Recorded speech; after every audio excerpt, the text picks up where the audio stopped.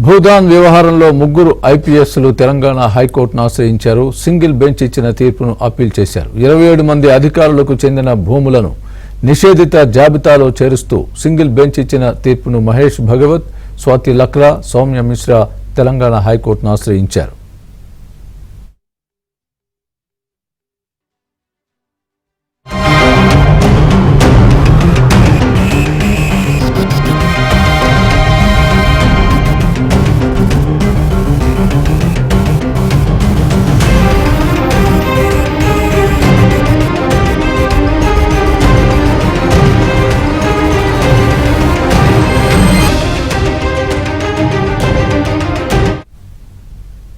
ఇదే అంశానికి సంబంధించి పూర్తి అప్డేట్ మా ప్రతినిధి ప్రవీణ్ చెప్తారు. ప్రవీణ్, ఇప్పటికే సింగిల్ బెంచ్ ఇచ్చినటువంటి తీర్పును సవాల్ చేస్తూ ముగ్గురు ఐపీఎస్ అధికారులు కూడా తెలంగాణ హైకోర్టులో పిటిషన్ దాఖలు చేయడం జరిగింది. అయితే ఈ పిటిషన్ కి సంబంధించి రేపు విచారణకు వచ్చేటువంటి అవకాశం అయితే కనపడుతుంది.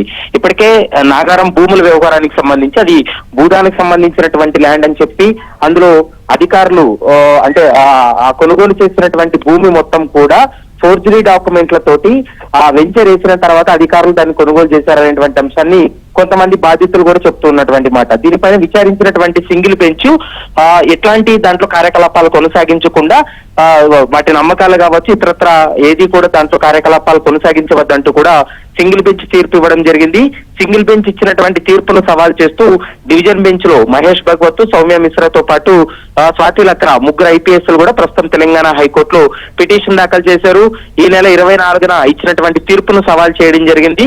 రేపు డివిజన్ బెంచ్ లో వారి యొక్క వాదనలు విన్న తర్వాత ఇటు రాష్ట్ర ప్రభుత్వం కావచ్చు, తర్వాత రంగారెడ్డి జిల్లా అధికారులు కూడా ఎలాంటి వివరణ ఇవ్వబోతున్నారనేది మాత్రం చూడాల్సినటువంటి అవసరం ఉంటుంది.